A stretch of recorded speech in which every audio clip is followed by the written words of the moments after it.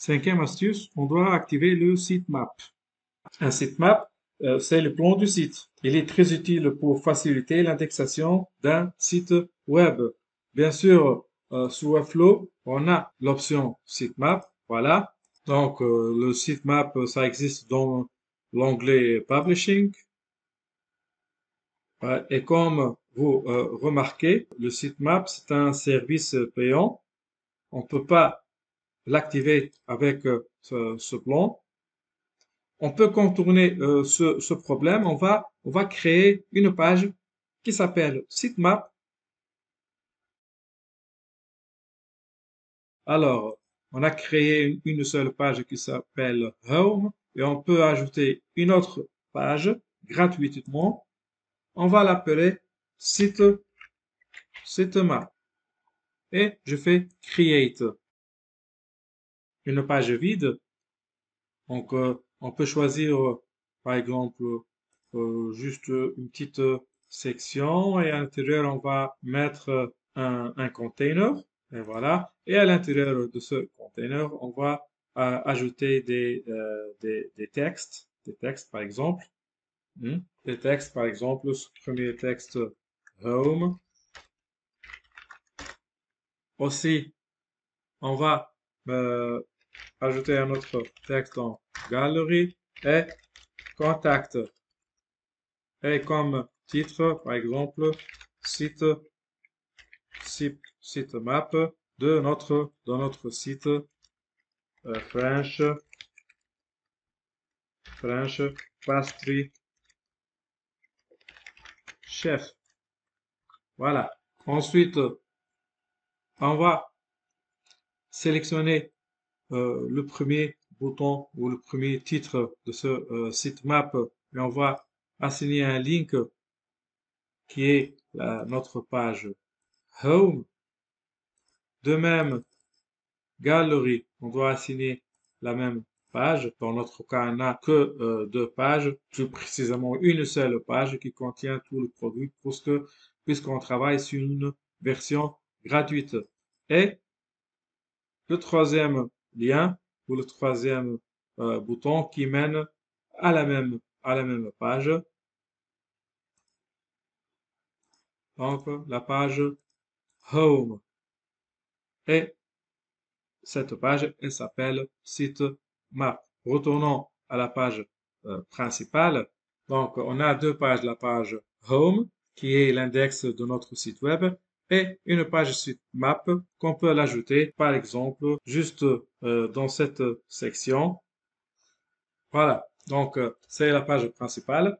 On passe maintenant à l'astuce suivante, c'est la page 404. C'est quoi une page 404? Quand vous marquez, par défaut, il y a des pages proposées par Webflow. Donc la page 404, plus précisément, c'est le code d'une erreur en web.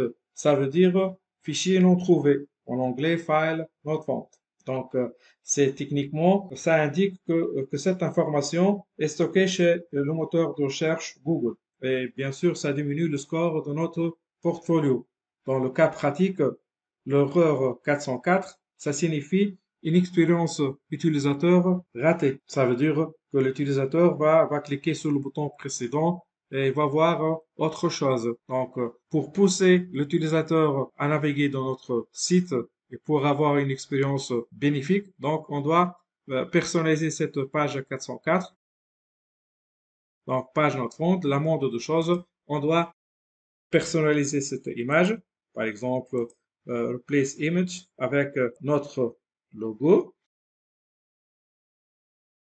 Ensuite, on peut personnaliser ça avec désolé par exemple, désolé, ou on peut écrire autre chose, donner directement le nom de notre site, de notre portfolio, French Pastry Chef. Et on peut fournir aussi le lien hypertexte, donc qui guide vers la page principale. Je vais vérifier. Une fois le browser affiche cette page ou affiche cette erreur 404, reste toujours dans notre charte graphique. Déjà, on a le logo et on a le nom du site. Et si on clique sur ce lien, on va retourner à notre site web. Comme ça, on ne va pas perdre une visite et le visiteur reste toujours dans notre site. Astuce suivante, c'est la page ou c'est les paramètres de la page 301. On va aller au Project Settings pour voir l'option 301. Voilà, donc la page ou l'option 301, donc c'est une option de redirection. Une fois on a un lien cassé dans notre site, dans notre portfolio, on peut rediriger le visiteur vers une autre page ou vers un autre lien plus sûr. Malheureusement, cette option elle est payante sous Webflow. Néanmoins, on a d'autres astuces ou d'autres services sur Google, comme le service de Google Trends. Donc, Google Trends est un outil qui observe l'évolution du nombre de recherches d'un mot-clé dans un axe de temps bien déterminé et aide l'utilisateur à bien proposer des mots-clés pour son site web. Un autre service de Google, comme Google Ads. Google Ads, c'est un outil de publicité en ligne. Bien sûr, il est payant. À travers cet outil, on peut ou vous pouvez créer des annonces directement sur Google. Et dernière astuce ou dernier service de Google. Et dernière astuce, c'est le service Google Analytics. Google Analytics, c'est un outil qui propose des statistiques, qui permet d'analyser l'audience et il est totalement gratuit.